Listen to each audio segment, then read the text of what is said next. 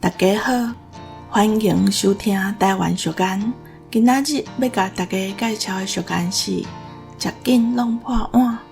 伊的意思是讲，想要真紧甲饭食了，却无细致甲碗弄破。这句话在形容做代志青帮白帮，无详细斟酌过，尾若毋是失败，就是爱搁再做一摆。可比讲煮饭的时，想要赶紧甲菜炒好，就用2个鼎同时炒2项菜，结果火伤大，菜拢炒焦去。所摆即句俗言在提醒咱，毋通着急要甲代志做好了，着凊彩做咧，安尼可能爱开搁较侪时间来收尾，也是顶做，实在是算袂好。